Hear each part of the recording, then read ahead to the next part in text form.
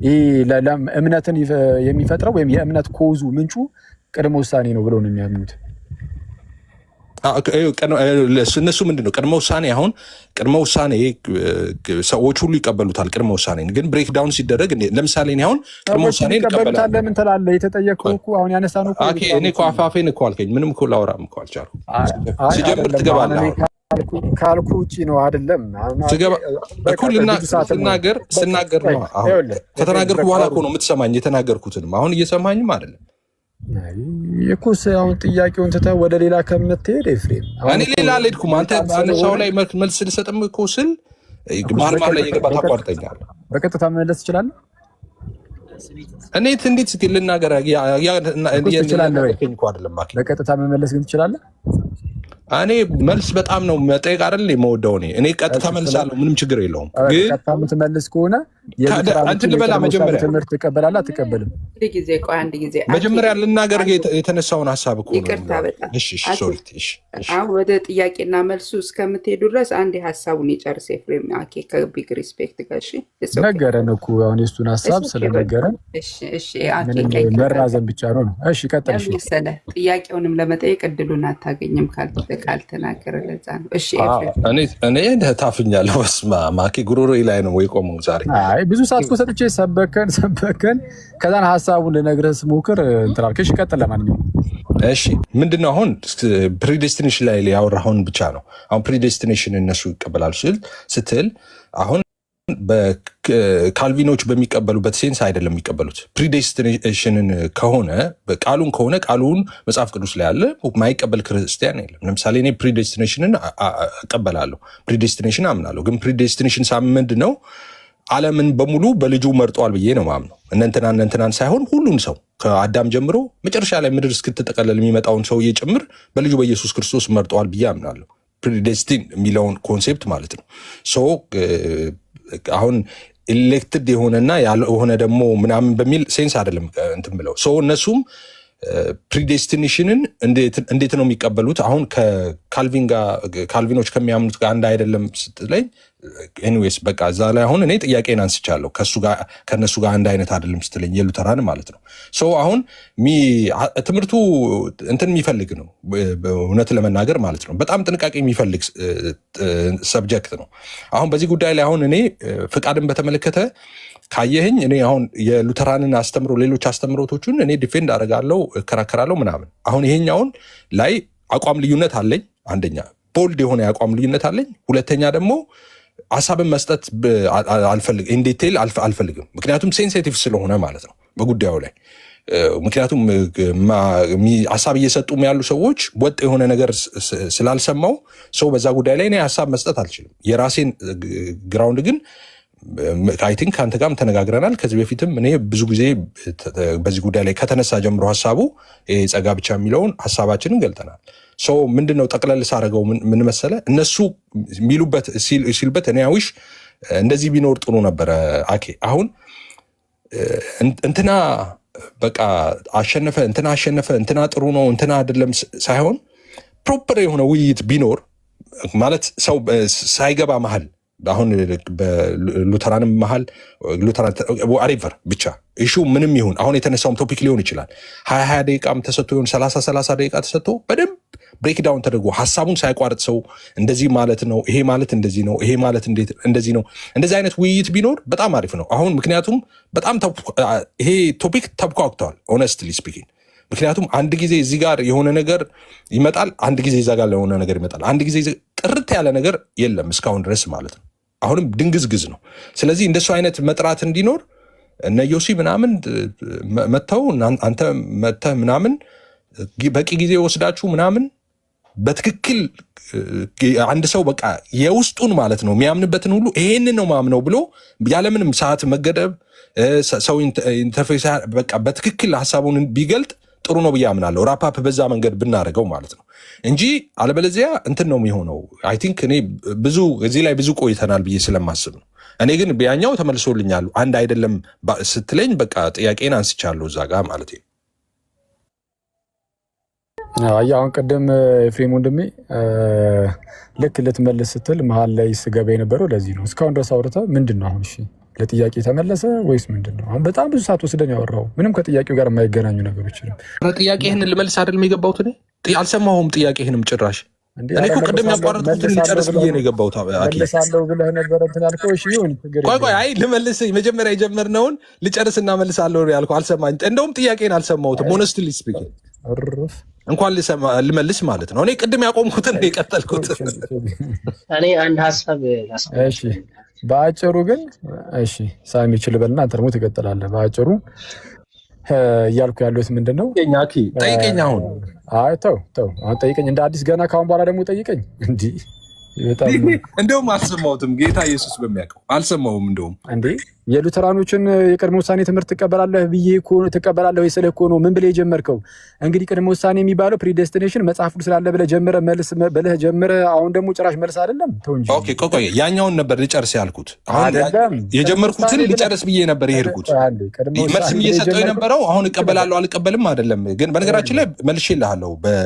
እንደሱ ከሆነም ጥያቄ አሁን ያወራው ጊዜ መልሼዋለሁ።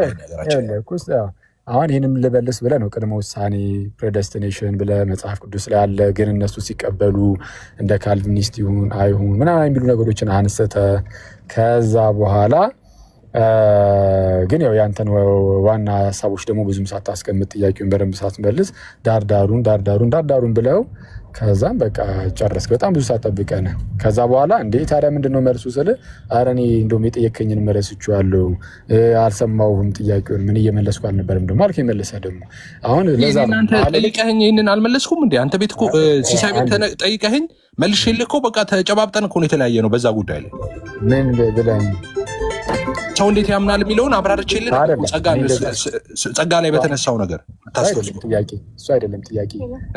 ያንተን ምልከታማ ይኸውልህ እኔ እኮ አሁን እኮ ያንተንም እኮ ትቀበላለህ ይህን ነገር ወይስ አትቀበልም ብዬ የምጠይቅህም ያንተን እምነት እኮ አጥቼው አይደለም፣ ግን ልዩነቱ ምን ላይ እንደሆነ ላሳይህ ስለፈለግኩ ነው እንጂ አንተማ አሁን በቃ አለቀ እዚህ ጉዳይ ላይ ተመሳሳይ ነገር ነው የምናምነው ብለኸኛል። ልዩነቱንም አየሁ። እኔ እኮ ከዶክተር ናውድ ጋር ያረኩትን ውይይት ነበር። ከዛ ዶክተር ናውድ ጋር ሳውራ ነው አወራችሁ እንዴ? አዎ አውርተን ነበረ። ትለያያላችሁ እዚህ ጉዳይ ላይ? ምን ትለያያለህ? ሰማይና ምድር ነን እንጂ። ኦኬ ኮርስ እንለያያለን። እሱስ ከዛ አንጻር ማለት ነው እንጂ አንተን እምነትማ አውቃለሁ። በቃ እዚህ ጉዳይ ላይ እንዲህ ነው የሚያምነው ኤፍሬም። ኦኬ ዘን መጽሐፍ ቅዱሳዊ ነው ታሪካዊም ነው እጅ ተጨባብጠን በቃ አለቀ። መለያየት ነው ግዴታ። መከራከራችን ግዴታ አይደለም፣ የክርክር ሱስም ስለሌለብን ማለት ነው። ስለዚህ ከአንተ ጋር ከተስማማን ቴንኪዩ። የነዛኛዎቹን በቃ ወይ ሌላ ጊዜም ደግሞ እንመጣበታለን። አሁን ከሰው ጋርም ስለሆንኩኝ እንትን ልበልና ይፋ በቃ ከአንተ ጋርም እናወራለን። እስቲ በደንብ ብሩስኪ ቆይ ሳሚ ሌላ ያለውን ሀሳብ እስቲ አንዴ ሳሚሻ ቀጥል እስቲ ብሩስኪ እንዴ ሳንሰማኩ ሳሚ ይቀጥላል። ይፋ ጥያቄ የለም ኦርቶዶክስ ላይ መጠይቀው ወይ ፕሮፌቴ አንድ ጊዜ በዚህ ጉዳይ ላይ አኬን የምጠይቀው ነገር የለኝም። አሁን በዚህ በተነሳው ቶፒክ ላይ ምንም የምጠይቀው ነገር የለም። ሰምቼዋለሁ። አኬ ሲያብራራም በደንብ ዛሬም በደንብ ሰምቼዋለሁ። ዛሬ ጠዋት ሲሳይ ቤት ማለት ነው። ምናልባት 3 ሰዓት ምናምን ያህል ሰምቼዋለሁ። ሰው ጥያቄም የለኝም። እሺ ብሩስኪ ሳሚሻ ቀጥል ብሩስኪ እና እንትን ነው። እሺ እኔ አጭር ነገር ነው የምናገረው ማለት እዚህ ብዙ ሰው ስላለ እኔ ኤፒ ያለውን ነገር አከብራለሁ፣ ግን ሁላችን በዚህ ትምህርት ላይ ግን አንድ እንዳልሆንም የታወቀ ነገር ሆኗል። ማለት እኔ ግልጽ የሆነ ትምህርት ስፔሻሊ ደግሞ በዚህ በፍቅር በነጻ ፍቃድ ላይ በጣም የተለያየ ነገሮች እንዳሉ ለዛ ነው እኔ አኬ ሲያስተምር ብሩኬ አንድ ጊዜ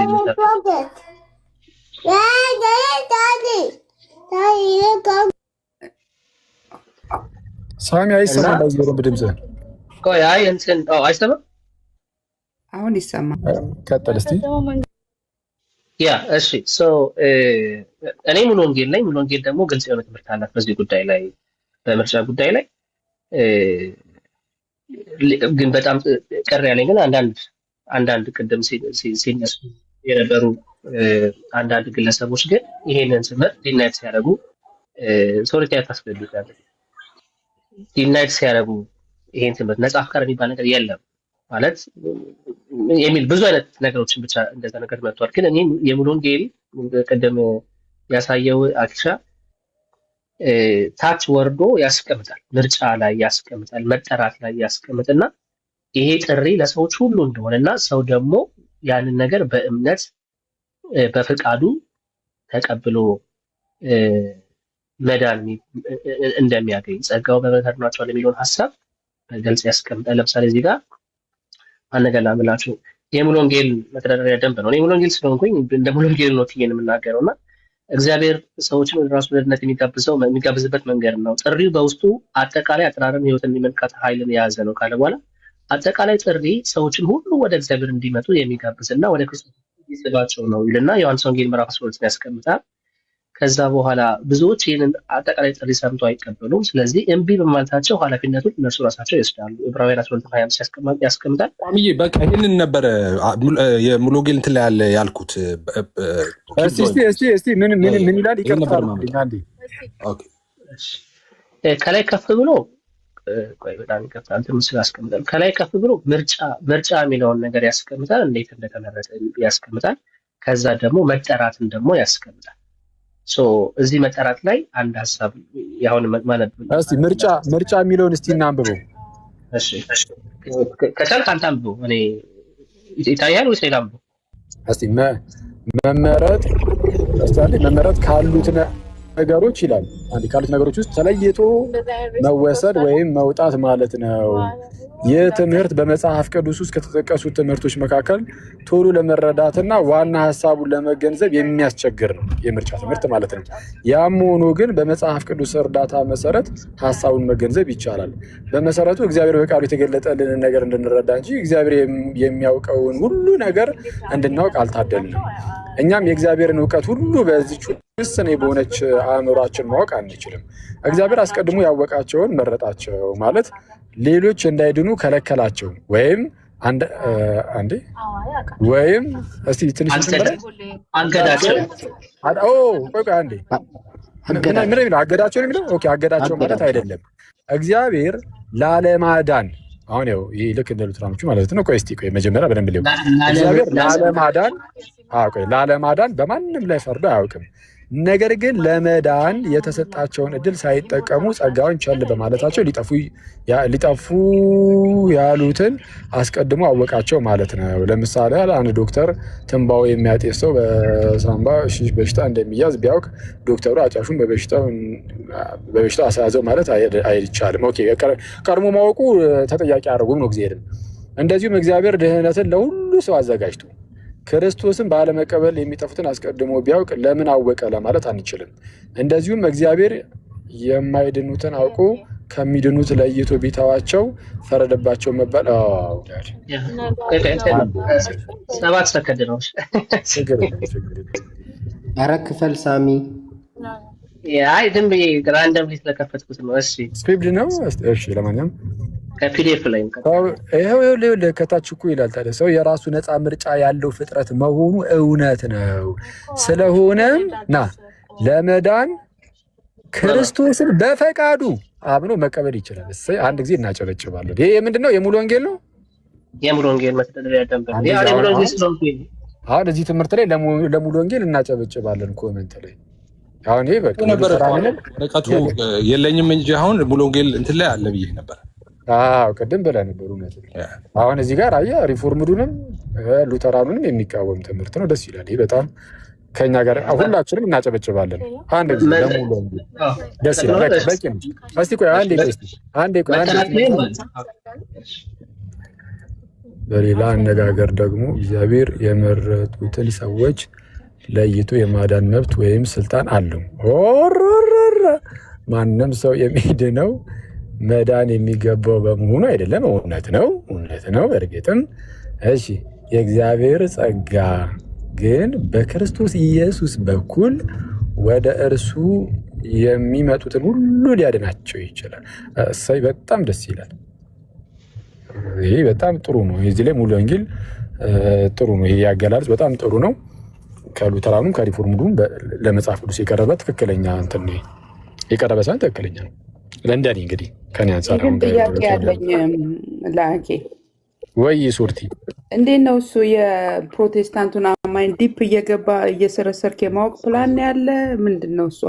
ሉትራን ሙሉ ወንጌል ምናምን የሚሉትን ወይስ ምንድን ነው መጀመሪያ የተነሳበት ዓላማ? እኔ እንኳን ያው እንትን ነው ያው እውነቱን ለመናገር ሜንሊ እዚህ ጉዳዮች ላይ ምናምን አብሮ የተነሱ ትምህርቶች ስላሉ ፕሮቴስታንቲዝሙ ሲነሳ ዋናዎቹ እነዚህ ሉተራኖቹ ሪፎርምዶቹ ምናምን ስለነበሩ በእነሱ ዘንድ ደግሞ ተቃውሞ የወጡባቸው ዋና ዋና ርዕሶች አሉ። በተለይ ጸጋ ብቻ የሚለው ትምህርት ምናምን እና ከዛ አንጻር የፕሮቴስታንቲዝምን ስናጠና በዋናነት የእነሱን እናያለን። የፔንቴኮስታሎቹ የነ ሙሉ ወንጌል ምናምን ግን እንደው ይሄ ከዚህ ቀደም ስናነሳቸው የነበሩ እነ ጥምቀት፣ ቅዱስ ቁርባን ምናምን እዚህ ሳክራመንቱ ላይ ልዩነት አለን። ከነሱ ጋር እዛ ጉዳይ ላይ አሁን እዚህ ላይ ግን ያው ማጥናቱ ጥሩ ነው በሚለው ነው ማጠናው ካየሁኝ ማለት ነው። እና ይሄ የሙሉ ወንጌልን ግን ጥሩ ነው። ይሄንን እንኳን አየሁኝ በእውነት በጣም ደስ ይላል። በእርግጥ ከዚህ በፊትም ተናግሬያለሁ። ከጴንጤዎች ጋር እዚህ ጉዳይ ላይ ተመሳሳይ ነን ብዬ ነበረ ከዚህ ቀደምም። ያው ይሄን ነገር የማመን ግዴታ በጴንጤዎች ሁሉ ዘንድ አለ የሚለውን በእርግጥ አሁንም አላየውም። ግን አትሊስት ግን የሙሉ ወንጌል ላይ በዶክመንት ደረጃ እንዲመሩ ጥሩ ነው በቃ እና አፕሪሺየት እናደርጋለን፣ እናደንቃለን እና ያ ደስ ይላል በጣም በእውነት። አኪ አንድ ጥያቄ አለኝ እኔ ልጠይቅ። እሺ አሁን እዚህ ጋር የሙሉ ወንጌል እንደተመለከት ነው ፍቃድን ይቀበላል። ሰው አስቀድሞ ስለተመረጠ ነው ሚድ ነው የሚል ሀሳብ የለውም። ግን በተቃራኒው ደግሞ ካልቪኒስት ወይ ደግሞ ሉትራን ደግሞ ፍቃድ ቀድሞ ሰዎች የተመረጡ ነው ቢሉ እምነት ብቻ ጸጋ ብቻ የሚለውን ነገር የተለያየ እምነት ነው ያላቸው አቋም ያላቸው ለማለት ያስደፍራል ብለህ ነው የምታስበው? አዎ ያስደፍራል። ማለት ያው ቃላት ላይ ተመሳሰሉና ወይ የሚመሳሰሉና ለምሳሌ እምነት ብቻ ሲባል ሁለታችሁም ተመሳሳይ ቃል እምነት ብቻ ትላላችሁ። ግን እነሱ እምነቱም ራሱ የእግዚአብሔር ስጦታ ነው ሙሉ በሙሉ ይላሉ። እናንተ ደግሞ ምናልባት አንተ ጴንጤ ኮንክ ወይ በተለይ ደግሞ ሙሉ ወንጌልም ኮንክ አይ እኔ ነፃ ፈቃድ ያለኝ ሰው ነኝ ፈቅጄ ነው ማምኑ ትላለህ። አይተዋል። ስለዚህ ውስጥ ላይ በአስተምህሮ ደረጃ አስተምህሮ ውስጡ ያዘለው ትምህርት ማለት ነው እሱ ላይ ተለያዩና ምን ላይ ትመሳሰላላችሁ? እምነት ብቻ የሚለው ላይ ትመሳሰላላችሁ። ትምህርቱ ግን ያዘለው ትምህርት ላይ ግን ይለያያል። ለምሳሌ ጸጋ ብቻ የሚለው ላይም እንደዛ ነው። በነገራችን ላይ ጸጋ ብቻ የሚለው ነፃ ፈቃድንም የሚቃወም ነው። እናንተ ግን ነፃ ፈቃድን የሚቃወም አይደለም ነው የምትሉት። ስለዚህ ትምህርቱ ላይ ተለያያላችሁ። ቃሉ ምስስሉ የቃል ነው ብዬ ነው ማምነው ማስበው። ለምሳሌ እናንተ አሁን ጸጋ ብቻ ስትሉ አይ እኛ በመልካም ስራችን አልዳንም ለማለት ነው። እንደው የከኛ በጎ ነገር ስለተገኘ አይደለም እግዚአብሔር ያዳነን፣ ይልቁኑ በምህረቱ ባለጠጋ ስለሆነ እንዲሁ እንደው በጸጋው አዳነን በክርስቶስ ስራ እና እሱንም ደግሞ ግን እንድንድን ግን እኛ መፍቀድ አለብን። አዎ እርግጥ ነው ብላችሁ ይሄን ፈቃድን አካታችሁ ማለት ነው። መፍቀድ ግን አለብን። ፈቅደን በማመን ብትሉ አሁን ይሄንን እንደዚህ ብላችሁ ካብራራችሁ ማለት ነው። ጸጋ ብቻ ስላላችሁ ብቻ እንደዚህ አልቃወምም። ይሄንን የእናንተን ትምህርት ማለት ነው። ግን ጸጋ ብቻ ሲሉ ሉተራኖችን ግን ሄጄ ይቃወማቸዋለሁ። እናንተን ጸጋ ብቻ ብላችሁ ብዙም አልተቃወምኳችሁም። ሉተራኖችን ሲሆን ግን እቃወማለሁ። ለምን? የሁለታችሁ የጸጋ ብቻ እይታ ምልከታ ይለያያል። እነሱ ጋር ጸጋ ብቻ የሚለው ነፃ ፈቃድንም የሚቃወም ስለሆነ አኬ ግን ከእናንተ ጋር የሚያመሳስለው የሚመስለኝ እኔ ልንገር፣ እኔ አሁን ከአንተ ልስማ፣ እኔ ዝም ብዬ ራሴ ከምገምት ማለት ነው። እኔ አሁን አንድ አይነት የሚሆንብኝ ነገር አለ፣ እንደውም ከካልቪኒስቶችም ጭምር ማለት ነው። ምክንያቱም እናንተን ለምሳሌ አንተ ትመልስልኛለህ ይሄንን በህፃን ልጅ ጥምቀት ታምናላችሁ፣ ጥምቀት ደግሞ ለድህነት ነው ብላችሁ ታምናላችሁ። ህፃናት ሲጠመቁ ይድናሉ ላላችሁ እና ብሬክዳውን ስታደርጉት ደግሞ በወላጆቹ እምነት ነው የምትሉት ማለት ነው፣ ህፃናትን ማለት ነው። እሺ፣ ስለዚህ በወላጆቹ እምነት ይጠመቃል አንድ ህፃን ልጅ በ40 ቀኑ ወይም ሴት በ80 ቀኗ ትድናለች። ዋረባውት የሙስሊም ልጅ በመሆኑ ምክንያት ኦኬ አይጠመቅም። ወላጆቹ እምነት የላቸውም፣ ስለዚህ አይጠመቅም፣ አይድንም ማለት ነው በወላጆቹ እምነት። ይህንን ደግሞ ያደረገው እግዚአብሔር ነው። እንትናን ከቀሲስ እንትና እንዲወለድ እና ከሼክ እንትና እንዲወለድ ያደረገው ደግሞ እግዚአብሔር ነው። ስለዚህ እነዚህ ሁለት ህፃናት ላይ እግዚአብሔር በእናንተ አስተምሮ ራሱ አልቀደረባቸውም። ከእንትናና ከእንትና እንዲወለዱ ካደረገ ላለመጠመቃቸው ኃላፊነት የሚወስደው እግዚአብሔር አይደለም? ለምን እነዚህ ባልሰሩት ነገር በማያውቁት ነገር ይድናሉ ከነንትና በመወለዳቸው፣ እነዛ ደግሞ በማያውቁት ባልሰሩት ነገር ከነንትና በመወለዳቸው ይጠፋሉ። እንዲወለዱ ደግሞ ያደረገው እግዚአብሔር ነው። ሰው ተመሳሳይ አይደለም በትምህርታችሁ? ጥሩ ነው እንግዲህ ቀለል አድርጌ ልመልሰውና ኮመንቱን ተስፋችን ኢየሱስ እያሉ እና ጥሩ ነው፣ ደስ ይላል፣ ቀጥሉበት። እሺ ወደ አንተ ስመለስ አላልኩም፣ ምንድነው አላለችው የሚወራው ያምኛል እንዴ? እሺ ህፃናት ላይ እንግዲህ የሚጠመቁት የክርስቲያን ልጆች ከሆኑ ነው ትላላችሁ፣ የሙስሊም ልጆች ግን አይጠመቁም። ታዲያ ለምሳሌ አንድ ህፃን ልጅ ማለት ነው ከሙስሊም ቤተሰብ ቢወለድ እሱስ መጠመቅ ስለማይጠመቅ ላይድን ይሆናል። ለምሳሌ ቢሞት ማለት ነው አይደለ? ነው አድጎ ነው የማደግ ጉዳይ ከሆነ የዛ ሰዓት ፈቅዶ ምናምን ነገር ራሱ እንትን ይላል። እሱ እንትን አይለውም። የሚሞት ምናምን አይነት ከሆነ አናውቅም እኛ። የሙስሊም ልጅ ሲሞት አይድንም ምናምን ብለን አናምንም እኛ፣ አናውቅም። እግዚአብሔር ነው የሚያውቀው የእግዚአብሔርን እንደዚህ አይነት ነገሮችን እኛ አናውቅም። አይሞትም ማንም አይድንም ብለን አናምንም። ይጠፋል ምናምን እንደዚህ ብለን እንደዚህ አናውቅም እኛ። የክርስቲያኑንስ ልጅ እርግጠኛ ይድናል ብላችሁ ታምናላችሁ? የክርስቲያኑ ልጅ አዎ ክርስቲያኑ ልጅ ከሆነ ለዛኛው እርግጠኛ ካልሆናችሁ which is by default በቃ ተመልሰዋል ማለት ነው። ያኛው ኳሊፋይ አይደለም ይሄኛው ኳሊፋይ ነው እያላችሁ ነው። ስለዚህ እሱን በዛ አድርገን መልስልኝ። አይ አይደለም ያኛው ኳሊፋይ አይደለም አላልኩም።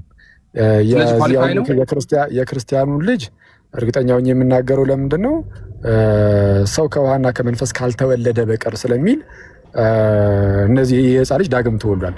ስለዚህ ወደ እግዚአብሔር መንግስት ይገባል። ምንም ግልጽ ነው፣ ጥርጣሬም የለውም እኮ። የሙስሊሙ ልጅ ደግሞ ዳግም ያልተወለደው የሙስሊሙ ልክ ሙስሊም ልጅ ሆኖ ስለተወለደ ነው። የሱ ጥፋት አይደለም፣ እግዚአብሔር ነው ከዛ ቤት እንደወለደ። የሱ ጥፋት አይደለም ምንም እኮ ታዲያ እሱ ይጠፋል መቻል። ስለዚህ ያው ፕሪዴስቲኔሽን አይደለም እንዴ? ይሄ ካደ አይ ይጠፋል ብል ኖሮ ነበራ የህፃን ልጅ ይጠፋል ይሞታል። ፕሪዴስቲኔሽን እንዳይደለም ዝም እላለሁ። ዝም ብዬ ወደ ሲኦል ይገባ ነው እኮ አይደለም። ሲኦል ይገባል አላልኩም። የኦርቶዶክሶቹ ልጅ እርግጠኛውን ክልኝ ያኛውን ግን አናውቅም አልክ። ያው ሲኦል ይገባል ብል ሌላ ችግር ነው ብለህ ነው አይደል? አይደለም ሌላ ችግር ነው ብዬ አይደለም። እኔ አሁን ፐርሰናል ኦፒኒየን ብጠይቀኝ እኔ እነዚህን ህፃናትን እግዚአብሔር ይቀጣቸዋል ብዬ አላምንም። እግዚአብሔር እንደሚያድነው ነው ማምነው። እኔ የትኛውንም ህፃን ልጅ ማለት ነው አእምሮ ህሙማንን በአእምሮ ህሙምነት ካደጉ ኢቨን ትልቅ ሆነውም ራሱ ቢያልፉ እነዛን ሰዎች እግዚአብሔር ይቀጣቸዋል ብዬ አላምንም። እንደውም በደንብ ይከሳቸዋል ብዬ ነው ማምነው እኔ ማለት ነው። በዶክትሪን ደረጃ አይደለም እንደዛ የሚያዘው ነው የምልህ እንጂ ፐርሰናል ኦፒኒየን ብጠይቀኝ እኔ የትኛውንም ህፃን ልጅ እግዚአብሔር ይቀጣል ብዬ አላምንም። ግን ምን ብለን ብንሄድ ጥሩ ነው መሰለ? ስለተጠመቁት ልጆች እናወራለን። ልክ አስቀድሞ በአይሁዳውያን ቤተሰብ ውስጥ የሚወለዱ ህፃናት ተገርዘው እንደሚያድጉና በሌሎች ቤተሰቦች የሚወለዱ ህፃናት ግን ይሁዲ ሆኖ ሊያድጉ እንደማይችሉ ሁሉ አሁንም ደግሞ ክርስቲያን ሆኖ የሚያድጉት ህፃናት የክርስቲያን ቤተሰብ ልጆች ናቸው። ይህ ወደ አንተማ ዙሪያ ብጠይቅህ ስለ ልጅህ ብጠይቅህ ምናልባት እንግዲህ በእግዚአብሔር ቤተሰብ ውስጥማ አለ እየኖረ ነው ብለህ ትመልሳለህ ብዬ ተስፋ አደርጋለሁ እንጂ እንግዲህ አንተ መልስ በእርግጥ አላውቅም። ግን በእግዚአብሔር ህዝብ ውስጥማ ልጆች አሉልኝ የምትል ከሆነ ልጆች ካሉ ወይም ሌላ እንግዲህ የምታቆም ሰው ካለ ማለት ነው። እኛ እምነታችን ምንድን ነው? የክርስቲያን ልጆች በእግዚአብሔር ህዝብ ውስጥ ይሳሉ። ስለዚህ የእግዚአብሔር ህዝብ አሁን በአዲስ ኪዳን የእግዚአብሔር ህዝብ የአዋቂዎች ብቻ ስብስብ አይደለም፣ የህፃናቱም የልጆችም ጭምር ነው። እነዛ ልጆች ግን የክርስቲያን ልጆች መሆን አለባቸው፣ የአማኝ ልጆች መሆን አለባቸው። የሙስሊም ልጆችማ በየት በኩል እንዴት አድርገው ይመጣሉ? ግን ቢሞቱ ግን እነዚህ የሙስሊም ህፃን ልጆች እግዚአብሔር ደግሞ እነዚህ የሙስሊም ህፃናት ልጆችንም ደግሞ ይቀጣል የሚል እምነት የለኝም እኔ። ግን በቃ እግዚአብሔር እሱ በፈቀደው መልኩ ያድናቸው። ስለዚህ በምን መልኩ እንደሚያድናቸው ምናምን አናውቅም ነው ሀሳቤ። ስለዚህ ከዛ አንጻር ነው እንጂ ይሄ የቀድር እምነት አይደለም እኮ። እኔ አሁን ምን መሰለህ አንተ አሁን ምንድነው እያልከኝ ያለው? ፍርዱን አልሰጥም እያልከኝ ያለሁት ግን ፍርድ ሰጥተሃል። አሁን ለኦርቶዶክስ ልጆች ሲሆን ፍርድ ሰጠ እነሱ ይድናሉ ብለህ ማለት ነው። ለነዛ ፍርድ አልሰጠም። ፍርድ ያልሰጠበት ምክንያት ግልጽ እኮ ነው። ኦኬ ጠቅሰሃል። እሱም ፍርድ ለነዚህ የሰጠህበት ምክንያት ኦልሬዲ በጥምቀት ላይ አንተ እንደዚህ ነው የሚተረጎመው ያልከውን ስክሪፕቸራል ድጋፍ አመጣህና የእነዚህ ልጆች የኦርቶዶክሶቹ ልጆች ይድናሉ አልክ። እነዛን ስልህ እሱ ፍርዱ ለእግዚአብሔር ነው የምተወው አልክ። አሁን የእኔ ጥያቄም የነበረው ምን መሰለህ? አሁን ፍርዱ ለእግዚአብሔር ነው እነዚህ እንድነዋል ብለህ እነዛን ፍርዱን ለእግዚአብሔር ነው የደኩት ማለት እርግጠኛ አልሆንክም በነዛ ጉዳይ ላይ ማለት ነው። እንደዛ ከሆንክ ደግሞ እኔ እያልኩ ያለሁት አሁን ከክርስቲያን ልጅ ሆኖ ለመወለድ አንድ ሰው የመረጠው የለም። ምንም የሱ ፍቃድ አልተጠየቀም። የሙስሊምም ሆኖ ልጅ ሆኖ ለመወለድ የሱ ፍቃድ አልተጠየቀም። ይህንን የሚያደርገው እግዚአብሔር ነው።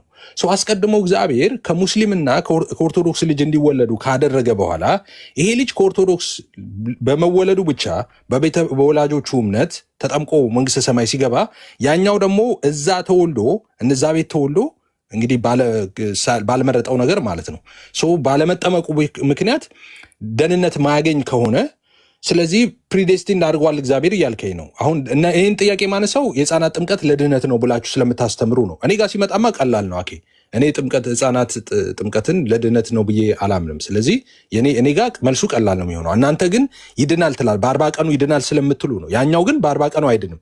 ለምን አልዳንም?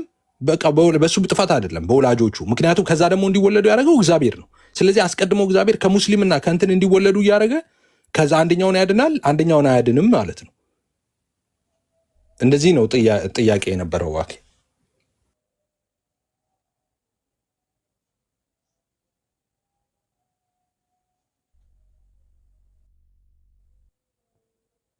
አኬ እያወራ ከሆነ ሚት ነህ።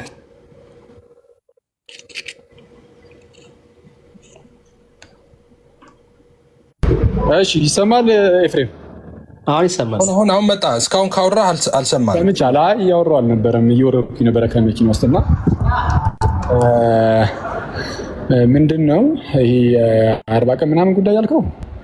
አይ በ40 ቀን አለመዳን ምንም ችግር የለውም። አድጎ ይድናል። ግዴታ በህፃኑነቱ አድጎ ምንድነው ድኑ ማደግ አለበት የሚባል ነገር አለ እንዴ? ድህነትን እኮ ከነርሱ አልወሰደባቸውም። አይ ከሞተ ስለሚለው ግን ቢሞት ይጠፋል አላለም፣ ሲኦል ይገባል አላለም። ስለዚህ እኛ ላይ ጥያቄ ሆኖ የሚነሳ አይደለም። ሲቀጥል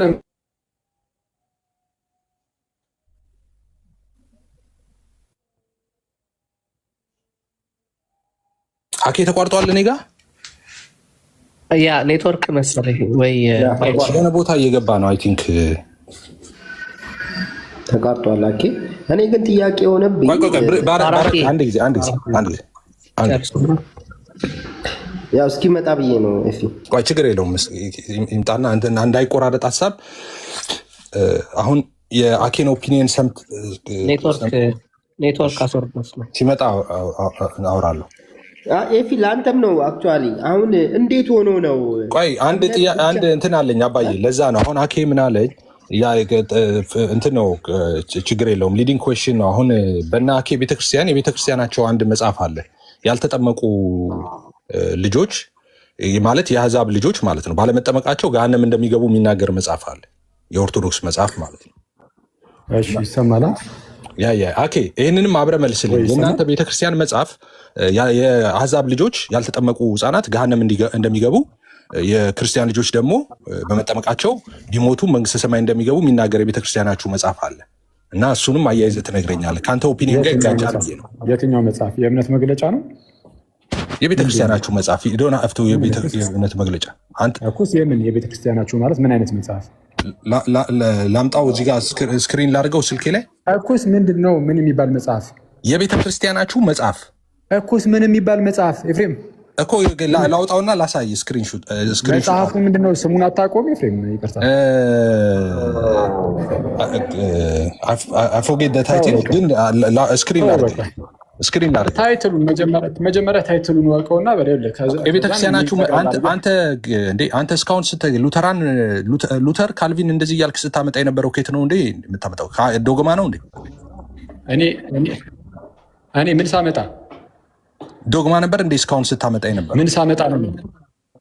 የእናንተን ካመጣውኝ የማመጣው የእምነት መግለጫዎችን ነው። ምንም ይግልጻ እንዴ? ከእምነት መግለጫዎች አምጥቻለሁ እንዴ? እናንተ የቤተክርስቲያናችሁ መጽሐፍ የሃይማኖት እምነት መግለጫዎች አምጥቻለሁ። ከእምነት መግለጫዎች አምጥቼላችኋለሁ ወይ የእናንተን?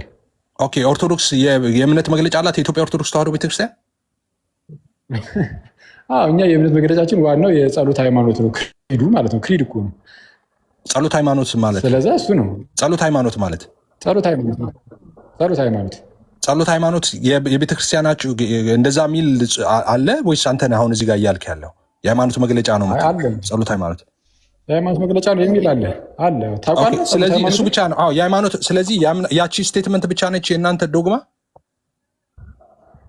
ያው በዛው እሱን ይዞ ደግሞ ይብራራል። እንግዲህ ግዴታ እንደዚህ በሆነ አሁን የቤተክርስቲያናችሁ መጽሐፍ ላይ ታዲያ የቤተክርስቲያናችሁ መጽሐፎች ቫላይድ አይደሉም ማለት ነው።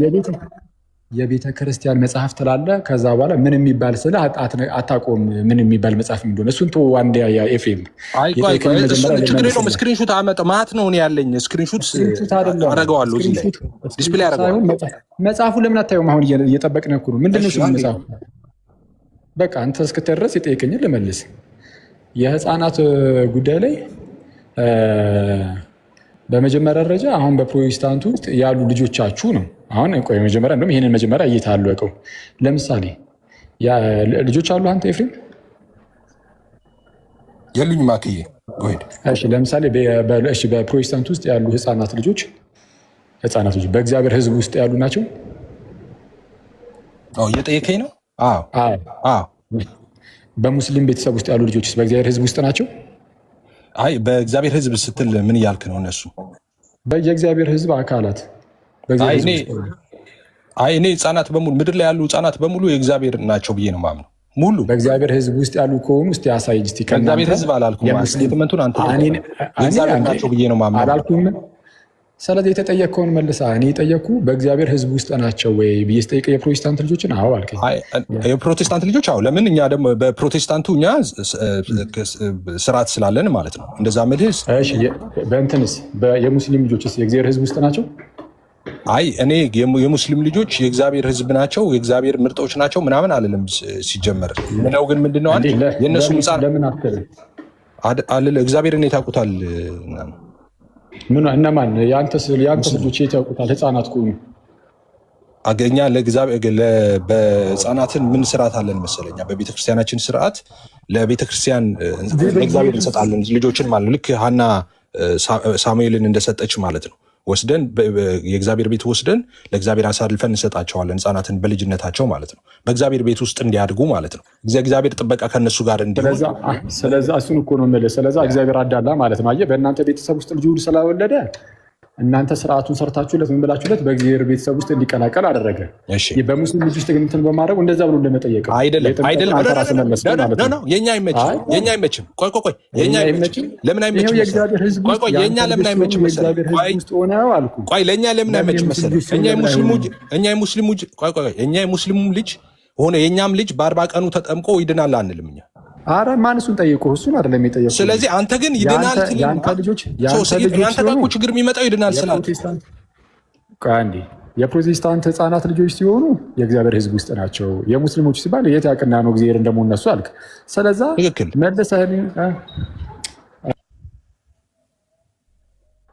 መልሰህ ደግሞ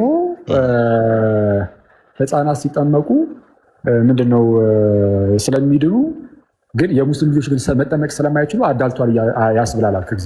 እግዚአብሔርን ያዳላል የሚያስብል እኮ ነው። አንተ አውራና እኔ ጨርሳለሁ። እንደፈለክ አውራ። ቆይ ሳልገባ አንተ አሁን ሌላ ነገር ነው የምታወራው። እኔ ስትጨርስ እኔ አወራለሁ። ጎይዳ ባኬን ፎርዝ እናድርገው። በቃ እሺ፣ እዚሁ እናውራ። እኔ አሁን ያን አለ ሰዓት ቁጭ አለም ዝም ብዬ እንደዚሁ። እሺ፣ ባኬን ፎርዝ እናድርግ ነው ያልከው? አዎ። እሺ፣ መጀመሪያ ትጠይቃለህ ወይስ ልጠይቅ? ጠይቀኝ፣ ችግር የለውም። እሺ፣ ልጠይቅህ። ስለዚህ ልጠይቅህ ቶሎ እቺ አሁን ያነሳታትን ብቻ ነው የምጠይቅህ። ራሱ ሀሳብ ላይ ነው የምጠይቅህ። እሺ አንድን ህፃን የሙስሊም ልጅ እና ክርስቲያን ልጅ ሆኖ እንዲወለዱ የሚያደርገው ማን ነው? እሺ ቤተሰቦቹ አንደኛዎቹ ናቸው። እንግዲህ ቤተሰቦቹ ነገ ጉዳዩን መፈጸም አለባቸው። አልሰማኝም። ጥያቄውን በትክክል ስማኝ። ማነው እኮ አልኩ እንዴ? የሙስሊም ቤተሰብ ከሆነ ጉዳዩን የሚፈጸመው እነሱም አንድ አካል ናቸው። እርግጠኛ ነኝ አልሰማኝም። ጥያቄውን ስማኝ። ሰምቻለሁ። ቀይረኸው ልጠይቅ ካልሆነ በስተቀር ምንድን ነው ያልኩህ? የሙስሊም ቤተሰብ ውስጥና የክርስቲያን ቤተሰብ ውስጥ እንዲወለዱ የሚያደርገው ማነው አልክ? እንዲወለዱ አልሰማም ትላለህ። ታዲያ እኮ እሱን እኮ ነው አንደኛ ወላጆቹ ናቸው። ኧረ አንዴ ስማኝ። ኧረ እባክህ ልጆች የእግዚአብሔር ስጦታዎች ናቸው። እግዚአብሔር ነው እሱን የሚያደርገው። ጭራሽ ልጅም ስራ ውስጥ ገብታችኋል እንዴ? ቆይ አንዴ የእግዚአብሔር ስጦታ ነው ማለት በል። አሁን እኮ ይህን ቃሉን አልተሳሳትክም። አዎ የእግዚአብሔር ስጦታ ነው። ግን የእግዚአብሔር ስጦታ ነው ማለት የአንተ ኮኦፕሬሽን የለም ማለት አይደለም። ለምሳሌ ለአንተ ስለዚህ አንተ ከወላጆች መርጠህ ነው የተወለድከው? ከወላጆችን መርጠህ ነው የተወለድከው? አላልኩም። አንዴ ቆይ ስማኝ። ታዲያ ካልመረጥክ ከወላጆቹ ነው እንዴት ትለኛለህ? እግዚአብሔር ነው እንጂ። ተረጋጋ። ኦኬ ጎ ሄድ። እሺ ባኬን ፎርዝ ነው ብዬ ነው። አዎ እኮ ባኬን ፎርዝ ነው ማለት እኮ መጫጫ አለብን ማለት አይደለም። አይ አይ አይደለም ባኪን ፎርዝ ተረጋጋ ስለ ባኪን ፎርዝ ነው ብዬ ነው። እሺ በአጭሩ ስነግርህ ምንድን ነው እያልኩ ያለሁት ወይት መለስ ስናደርገው ልጆች የእግዚአብሔር ስጦታዎች ናቸው። አሁን ግን ደግሞ የአንተ እዚህ ጋር የአንተ ጉዳይ የለም ማለት አለ። ለምሳሌ አንተ ልጅ የለኝም ብላል የለም ግን እግዚአብሔር አልሰጠህም ብሎ ሳይሆን አንተ ራስህ ወይ ከቆንጅት ጋር ጉዳዩ ጋር ስላልደረስክ ይሆናል ወይ ባለቤት ላይኖር ይችላል፣ ሚስት ምናምን ላይኖር ይችላል። አሊያም በሆነ በቀኝ ሰምኬዝ እንትን አላልክም፣ እንደዚህ ጉዳዮች ውስጥ አልገባም አይተዋል። ስለዚህ አንተም ታስፈልጋለህ እዚህ ጉዳይ ላይ። ለዛ ነው እግዚአብሔር ከሰጠው የመጀመሪያው ብለሲንግ ወይም የመጀመሪያው በረከት ውስጥ ብዙ ተባዙ የሚል ነው። ብራዘሬ አሁን አይተዋል። አሁን ምን አይነት መምህር እንዳረከኝ የብዙ ተባዙ መምህር አረከኝ። ይሄ አስፈላጊ አይደለም። በደካማ ጎኔ መተህማ አታድበሰብስብኝ። እኔ ያልኩ እንዲወለዱ የሚያደርግ ያልኩ እኔ ልጆች እንዴት ይፈጠራሉ ሳይሆን አንድ ልጅ ከሙስሊም ቤተሰብና ከክርስቲያን ቤተሰብ እንዲወለዱ የሚያደርገው ማን ነው ነው? ኦኬ አንድ ያልተወለደ ልጅ አለ። አሁን ለምሳሌ ያልተወለዱ ልጆች አሉ፣ ነገ የሚወለዱ ነው። ማርገዝ ለካ 9 ወር ምናምን ያስፈልጋል። የዛሬ 2 ዓመት የሚወለዱ ሰዎች አሉ። ማን ነው? አሁን ከክርስቲያንና እነዚያ የዛሬ 2 ዓመት የሚወለዱ ልጆች አሉ እንበል፣ ስም እንስጣቸው ኤክስ እና ዋይ ብለን። እነሱ ከክርስቲያን ቤተሰብና ከሙስሊም ልጆች እንዲወለዱ የሚያደርገው ማን ነው? እሺ እኮ እሱን እኮ ነው። ለምሳሌ አንተ ለምሳሌ ስትወለድ ከምን ቤተሰብ ነበር የተወለድከው? ከኦርቶዶክስ ወይስ ከፕሮቴስታንት? እኔ ስወለድ እናቴ ፕሮቴስታንት ነበረች፣ አባቴ ኦርቶዶክስ ነበር። እሺ አንተ ደግሞ አይመችም። እሺ ይመቻል ነገሩ። ተው አባቴ ኦርቶዶክስ ነው፣ እናቴ ፕሮቴስታንት ናት። አሁን እግዚአብሔር አስቀድሞ ወስኖብህ ነው ከፕሮቴስታንትና ከኦርቶዶክስ ድብልቅ ይወለድ ብሎ? አይ እግዚአብሔር አስቀድሞ ወስኗል ሳይሆን እግዚአብሔር እኔ ከዛ ቤተሰብ እንደምወለድ እግዚአብሔር ኦፍኮርስ ወስኗል። ከዛ ቤተሰብ እንደምወለድ እንዳትጠራ። ወስኖ ሳይሆን ወስኗል አልክ። አሁን እኮ ችግር ነው። አሁን ምንድን ነው ወስኖ ሳይሆን ወስኗል ማለት ነው ማለት ነው?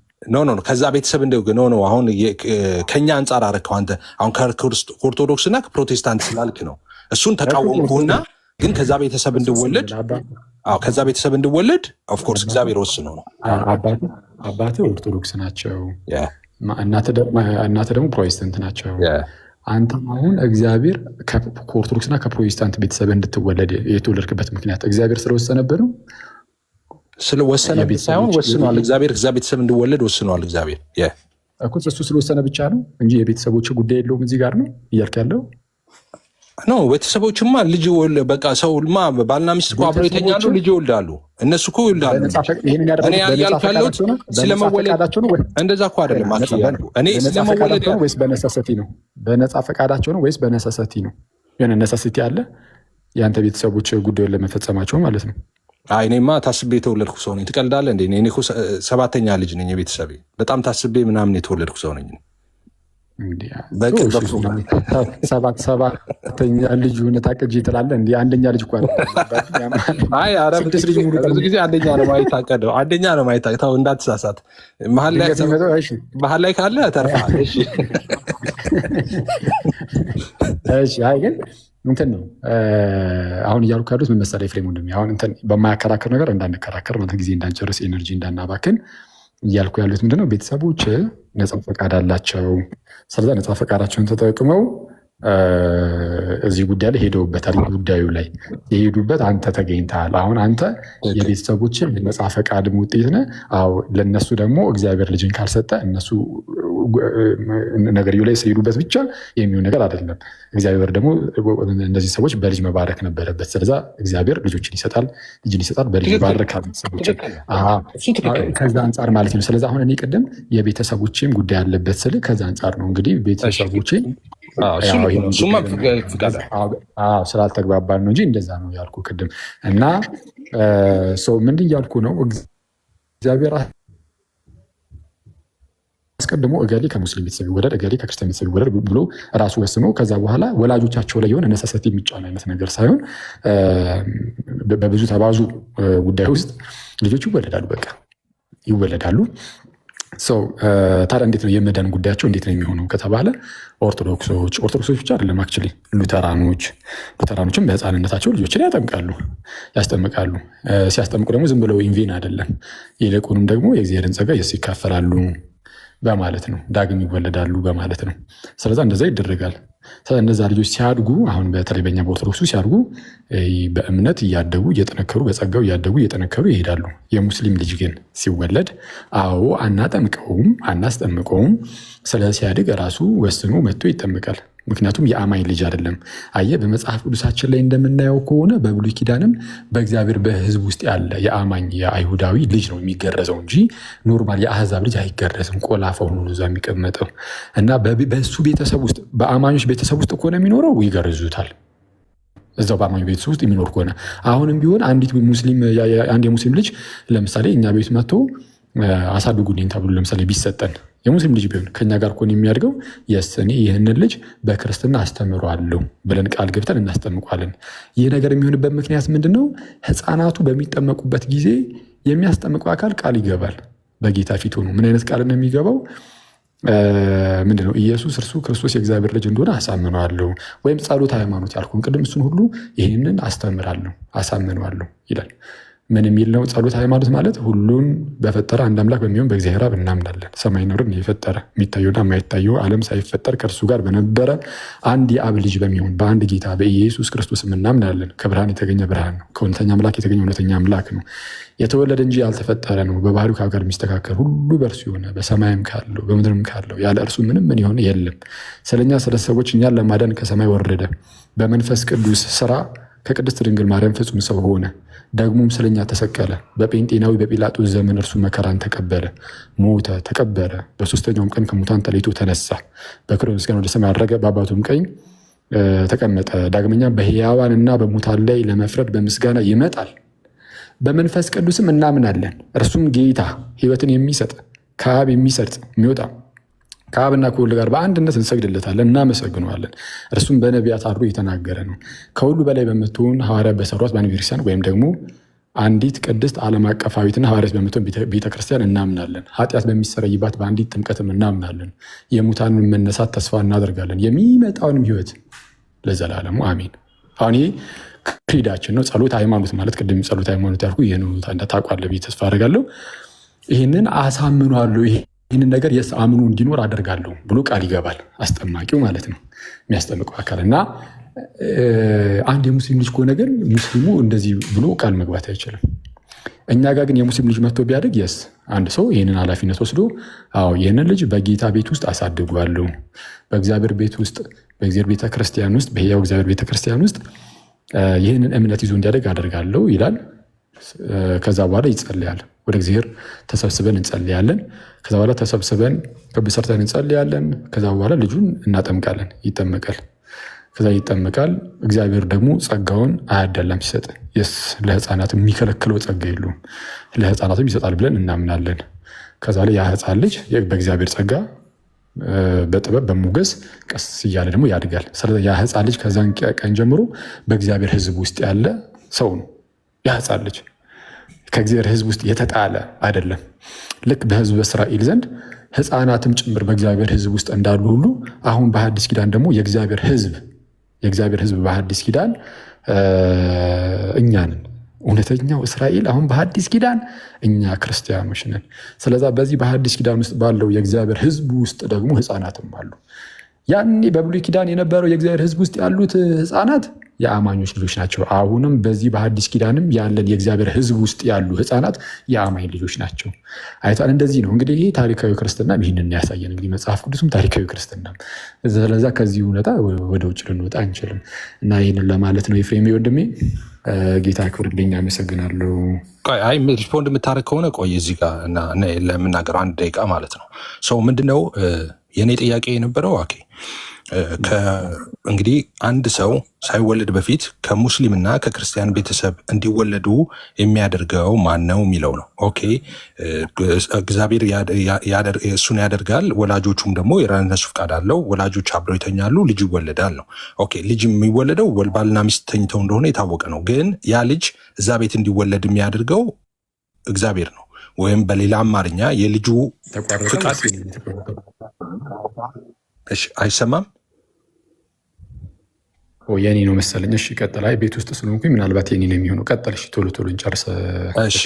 እሺ ሰው ስለዚህ ባልና ሚስት ተኝተው እንደሚወለድ ሕፃን ልጅ ይታወቃል። ግን እዛ እንዲወለዱ የልጁ ፍቃድ የለበትም። ኦኬ እግዚአብሔር ከነዛ ቤተሰቦች እንዲወለዱ አድርጎታል። ከክርስቲያኑ እንዲወለድ አድርገዋል፣ ከሙስሊሙ እንዲወለድ አድርገዋል። ልጆች የእግዚአብሔር ስጦታዎች ናቸው ይላል መጽሐፍ ቅዱስ። ያው የሙስሊም ልጅና የኦርቶዶክስ ልጅ አይደለም፣ የሰው ልጆች ጠቅላላ የእግዚአብሔር ስጦታዎች ናቸው። ኦኬ አሁን ከሙስሊሙ ቤት እንዲወለድ ተደርጎ አንድ ልጅ፣ አንዱ ደግሞ ከክርስቲያን ቤት እንዲወለድ ተደርጎ ክርስቲያኑ ቤት የተወለደው ሰው አሁን ባልከው መሰረት አንተ ሰፋ አድርገህ ባብራራው መሰረት ኦኬ በእናንተ ትራዲሽን በ40 ቀኑ ይጠመቃል፣ የእግዚአብሔር ልጅ ይሆናል ምናምን፣ በዛው ያድጋል። ኦኬ ሙስሊማዊ ጋር የተወለደው ልጅስ በረሱ ፍቃድ ባልተወለደበት ሁኔታ እግዚአብሔር ወዶና ፈቅዶ ከዛ ቤተሰብ እንዲወለድ በሆነበት ሁኔታ ግን አይጠመቅም። ስለዚህ እዛ ያለው በወላጆቹ እምነት ዳነ። እዚህ ያለው ደግሞ ወላጆቹ ክርስቲያኖች ስለሆኑ ስላላስጠመቁት አልዳንም። ይሄ ራሱ ፕሪዴስቲኔሽን አይደለም ወይ? አስቀድሞ እግዚአብሔር አልቀደረም ወይ? በእነዚህ ሁለት ሰዎች እኔ ጋር ሲመጣ ልዩነቱ ምንድን ነው? አሁን ቆይ አንድ ጊዜ እኔ ጋር ሲመጣ ምንድን ነው? እኔ ህፃናትን አላጠምቅም። እኔ ለድነት ነው ብዬ አላጠምቅም። እኔ ስለዚህ ከዚህ ልጠይቅ አልችልም። ባታጠምቅም የራስህ ስርዓት አለ የለህም? ህፃናትን ለጌታ የማቅረብ ስርዓት ምናምን የላችሁም? ቆይ ለጌታ የማቅረብ ስርዓትማ ቅድም ነገርኩ እኮ ለጌታ የማቅረብ ስርዓት አለኝ አልኩ። ቆይ እሱን ነገር ያ ስርዓት ካለ የሙስሊም ልጅ ግን ይህንን ጥቅም አያገኝም። ታዲያ እንዴት እግዚአብሔር ቀድሮባቸዋል አያስብልም? ምክንያቱም አንተ ፕሮቴስታንት ስለሆንክ ህፃናትን ጥሩ ጥያቄ ልመልስ። ጥሩ ጥያቄ የጌታ ይሆናሉ ብለህ ታምናለህ? ህፃናት ጥሩ ጥያቄ ጠይቀኝ።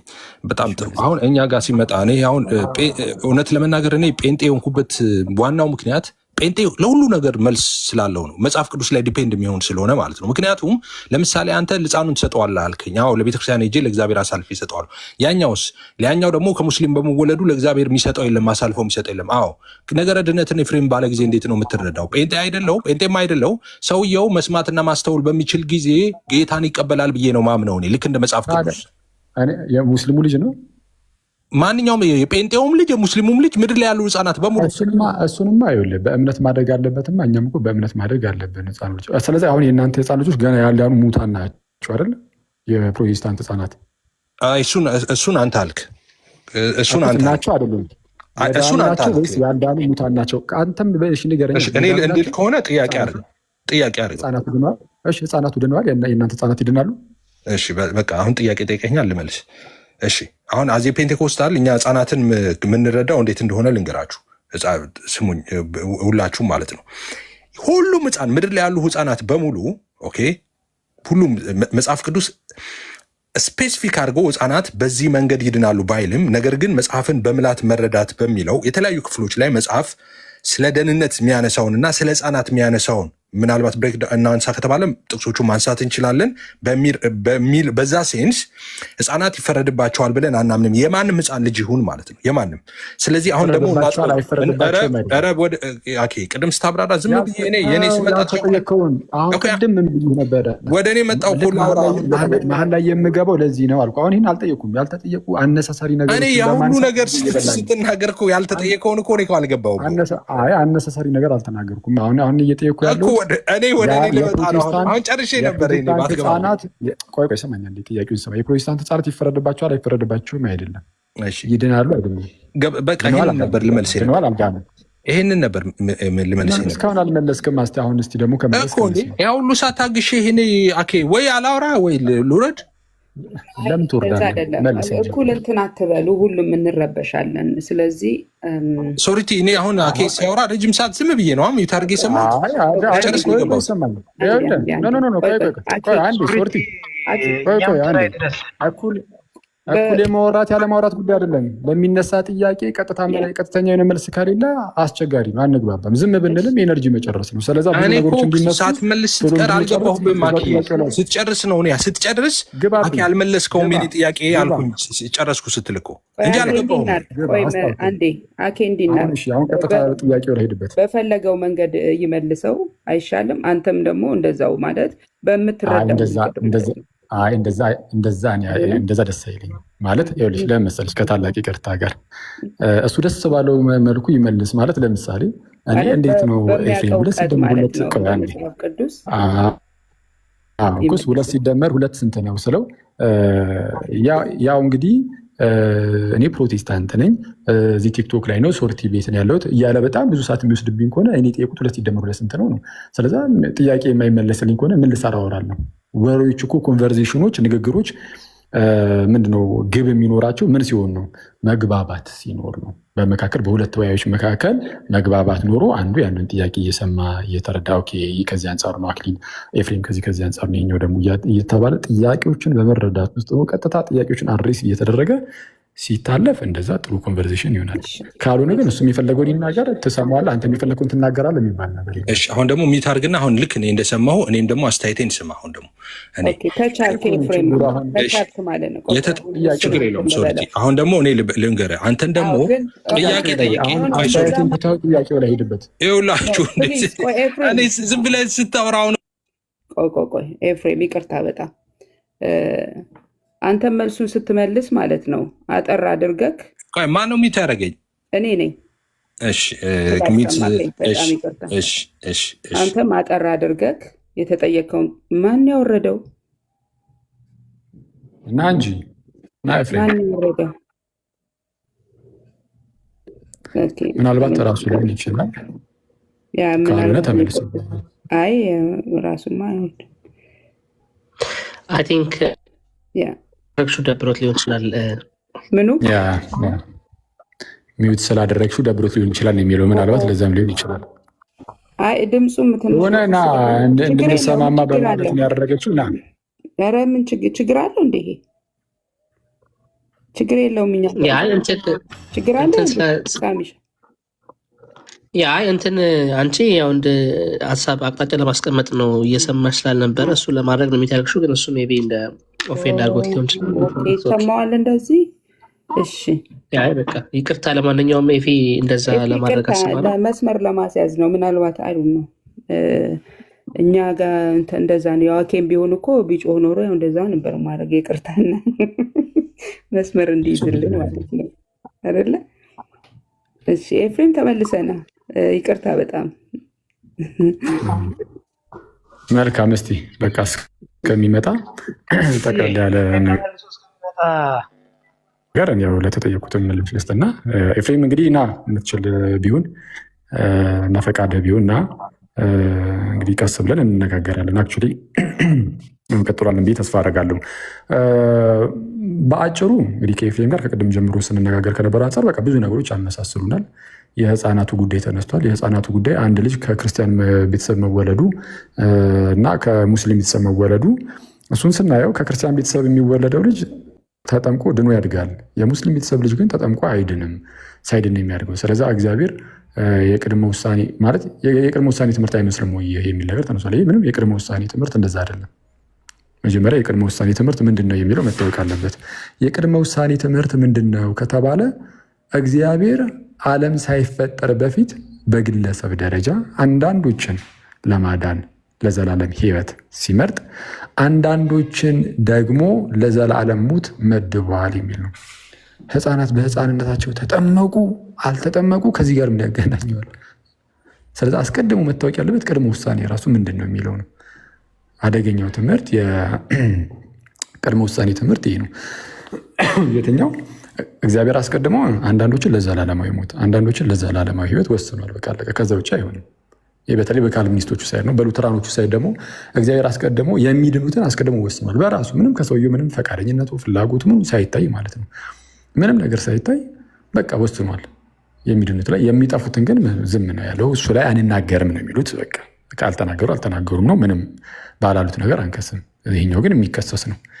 ሰውየውን ያለ ፍላጎቱ ያለ ፈቃዱ የተወሰኑ ሰዎችን መርጦ ለይቶ ከሌላው ወስኗል።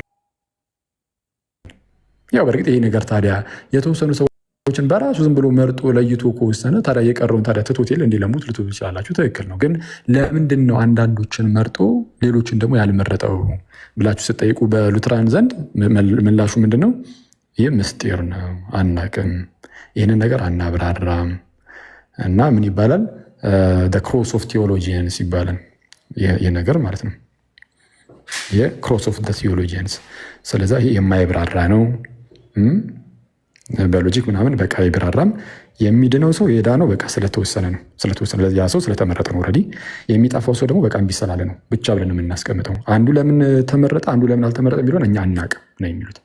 ወደ ካልቪኒስቶቹ ደግሞ ስትሄዱ አንዱ የተመረጠው ምንድን ነው ይቅርታ፣ አንዱ የተመረጠው አንዱ ደግሞ ያልተመረጠው በራሱ እግዚአብሔር በቃ ስለፈለገ ስለፈቀደ ነው።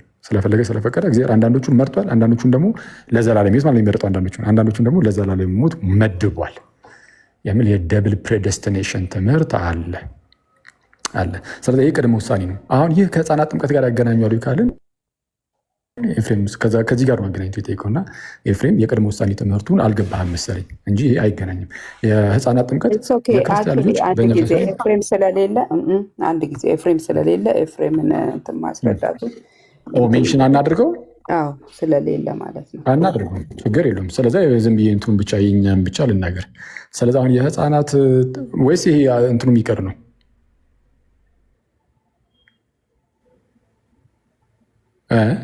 አይ ሀሳብህንማ ያንተን ሀሳብ አስቀምጥ። ምናልባት እሱን ሚስኮት እንዳታደርገው እሱ አታብሳው።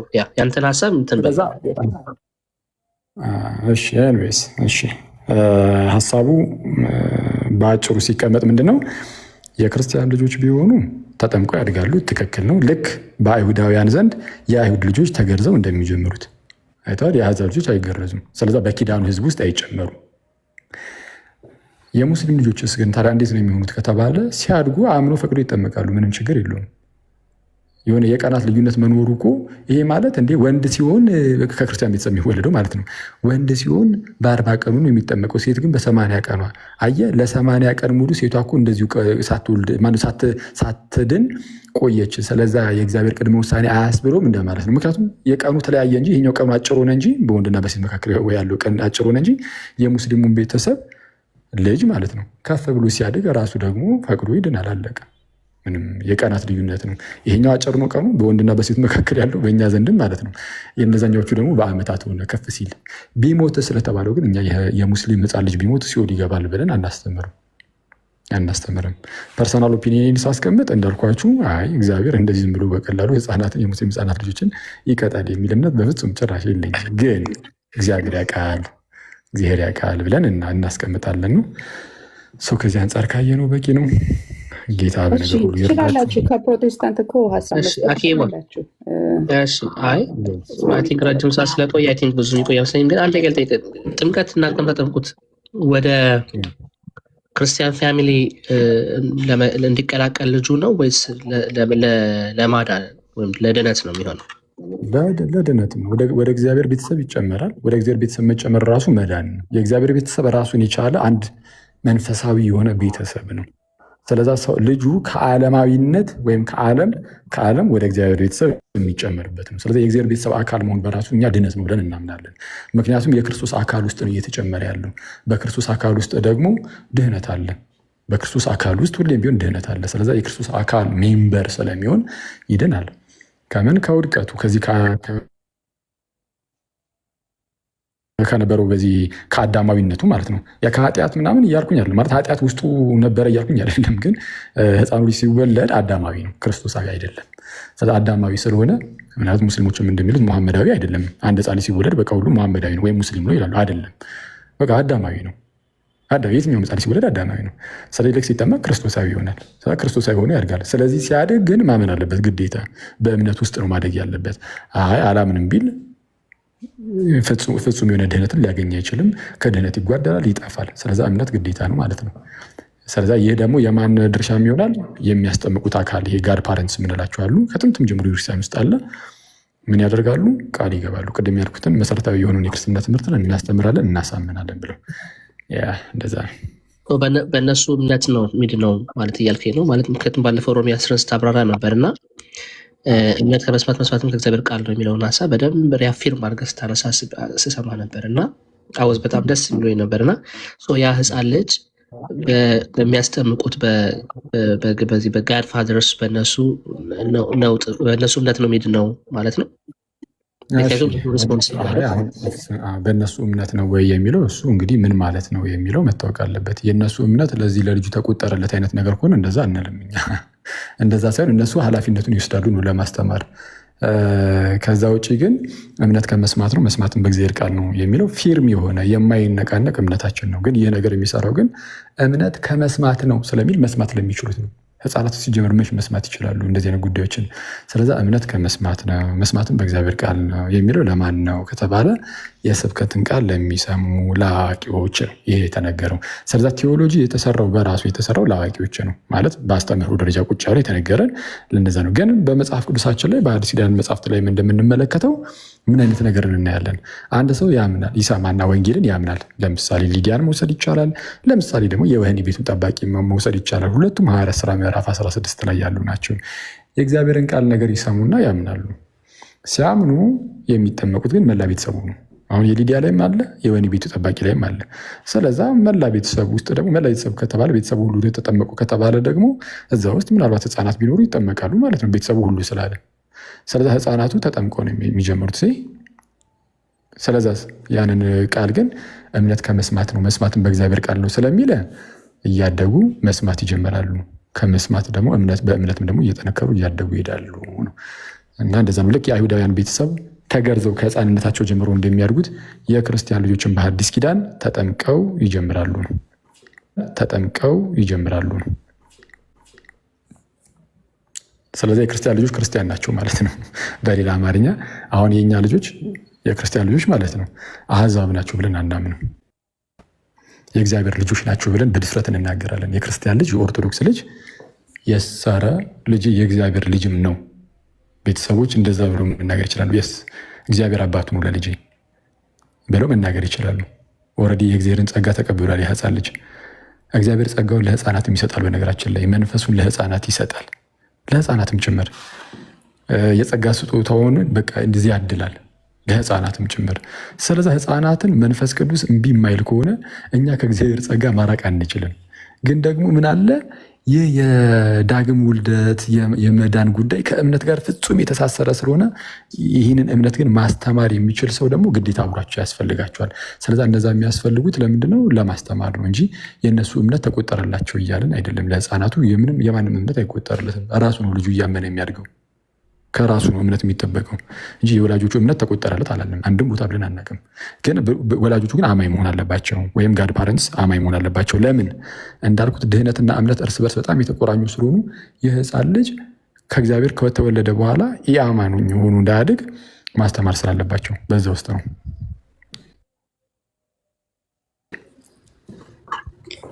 እሺ አኪ እንዳልይዝ ነው እንጂ ብዙ ጥያቄዎች አነሳ ነበር። ምናልባት ሌላ ጊዜ እንደ ቻሌንጅ ምናልባት መተን ፓስተርም አለ ዶክተርም ወረቀ እንትን አንዳንድ ቁጥር ሲያሳዩ ነበር። ምናልባት ሌሎች እናንተ አወሩበትና ትንሽ ቆዩ። ሌላ ቀን ደግሞ መጥቼ እናገናኝ። ይቅርታ ዶክተር፣ እኔ እንኳን ጥያቄ አይደለም አኬ፣ ጥያቄ አይደለም ወይ አሌክስ፣ ጥያቄ አይደለም። እሺ ምንድን ነው? ይቅርታ።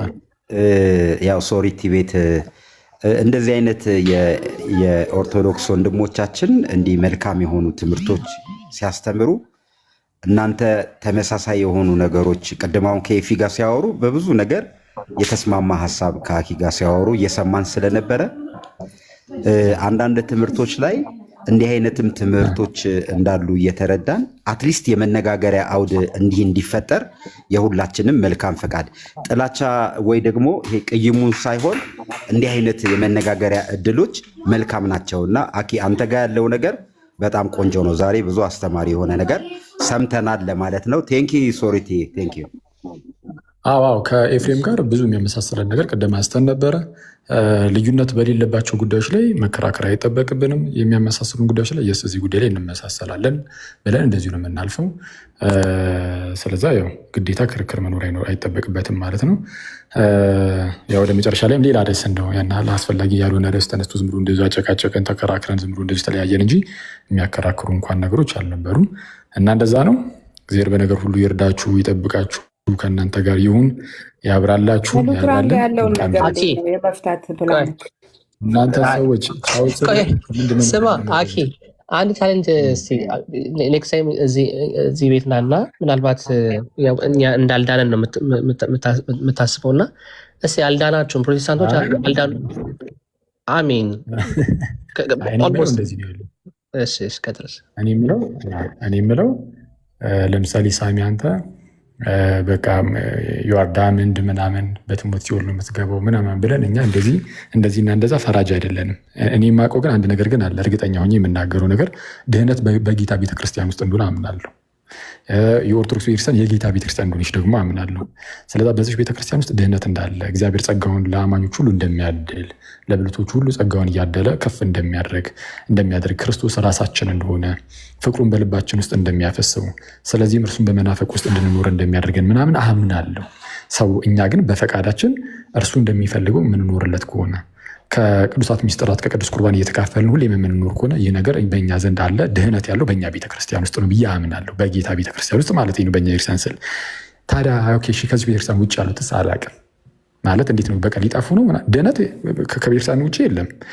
ድህነት በቤተክርስቲያን ውስጥ ነው ያለው። ግን እናንተ ግን አንዳንድ ጊዜ ለምሳሌ ምን ወንጌል ያልደረሰበት ቦታ ለምሳሌ ያሉ ሰዎች ሲሞቱ እግዚአብሔር ያጠፋቸዋል ልንል አንችልም። ፕሮቴስታንት ውስጥ ሆነውም በየዋህነት እውነተኛውን የእግዚአብሔርን ነገር ሳይሰሙ ቀርተው ምናምን ቢያልፉ ከዚች ምድር እግዚአብሔር በቃ እነሱን ያጠፋቸዋል ብዬ እንደዛ አላምንም። ሙስሊሞችም እንኳን ቢሆኑ እውነቱን ለመናገር እውነታውን የጌታን ነገር ሳይሰሙ ቀርተው በስነስርዓት ሳይረዱ ቀርተው ከዚህ ዓለም ቢያልፉ በቃ እንግዲህ ባልሰሙት ነገር ይከሰሳሉ ብዬ አላስብም። ግን እግዚአብሔር ያውቃል። እኔ እውነቱን ለመናገር ይህንን አላውቅም ነው የምንለው። እኛ ይህንን አናውቅም። እኛ የምናውቀው አንድ ነገር ነው፣ ድህነት በጌታ ቤተክርስቲያን ውስጥ አለ የሚለውን እናውቃለን። እሱን ደግሞ ቦልድሊ እንደዚህ እንናገራለን። እና ይህንን ነገር መተህ ግን አውራን ካልክ ግን መጥቼ አወራችኋለሁ። ያ እሱን ነው ስቴትመንት ላሳክልና ምናልባት አሁን ስታችኋል ብለህ ወይ ደግሞ እኔ ለምሳሌ ስትሃል ወይም ፕሮቴስታንቱ ስትሃል የምትላቸውን ሀሳቦችን እስቲ ናና ቻሌንጅ አድርገን ማለት ይሄ ቤት በጣም በመደማመጥ እያዳመጥን ማንም ሰው ኢንተራፕት ሳያደርግ ሳይሰዳድብ ምናምን ኳይትሊ የምናወራቸው እነ መምህር በረከት ይመጣሉ ምናምን ነገርና ናና እስቲ እንደዚህ በጣም ቻሌንጅ አድርገን እኛም ደግሞ ቻሌንጅ እናደርጋለን። እሺ ይቻላል። እሺ ተባረክልን ወንድምነት። አሜን አሜን። አመሰግናለሁ በጣም በእውነት ሶርቲ ውስታራ ሉንዱን እያለች ነው እና እኛ ጋር መታ ትሞክረን አንሰማሽ። አይ ኮስታራ ሉን እያለች ነው እኛ ጋር ነና ሞክሬ እኔ ለሁሉም እንትን ለመናገር ትንሽ እንትን ስል ነው እንግዲህ ቅርታ ብያለሁኝ። ሚዩት መደረግ በጣም እንትን እንደሆነ አልገባኝም ነበር። አንተም እንዲሁ ነበር የምታደርገው? ሚዩት ብትሆን እንዴት ነበር ትሄድ ነበር? አይ ያው ላለመበጥበጥ እሞክራለሁ ሲጀመር፣ ግን እንጃ አላውቅም። ስታደርጊ ነው የምናየው። ደግሞ እዚሁ እንዳታደርጊ እሞክራለሁ አሁን ወይንም ሌላ ቀን።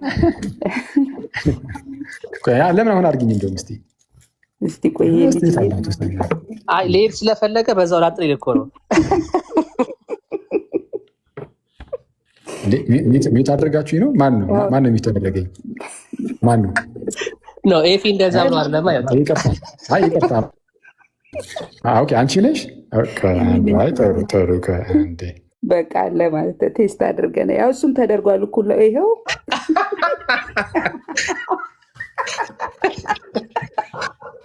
ታውሽቶኛል። በጣም እናመሰግናለን። ኦርቶዶክሳውያን ወንድሞቻችን እህቶቻችን ወገኖች እናመሰግናለን። ይቅርታ እንግዲህ ሚዩት በመሆኑ የተሰማችሁ ሰዎች ይቅርታ እናደርጋለን። የቤቱ ደንብ ነው።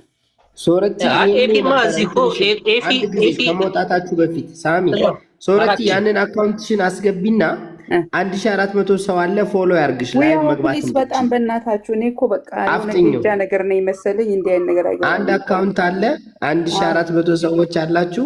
ላይቭ መግባት ትፈልጋለች። አሁን ስትገባ ፎሎ አድርጓትና ወረዱ። ከዛ በፊት እንዳትወርዱ እሷን ሳታረጓት ፕሊስ። እንትን በለኝ አስገቡኝ። ሪኩዌስት ጠይቂ። ሪኩዌስት ጠይቂ። አንድ ቁጥር ጻፊ። ሌላ ቀን በዚህ ስለምንገባ የኔንም አካውንት ምንድነው ኮፒ ሊንክ ምናምን አድርጉት። ምንድነው ፎሎ ምናምን አድርጉት። ግን ሪፖርት አድርጎብኛል። ኧረ የት አለሽ? ሰው እየሄደ ነው።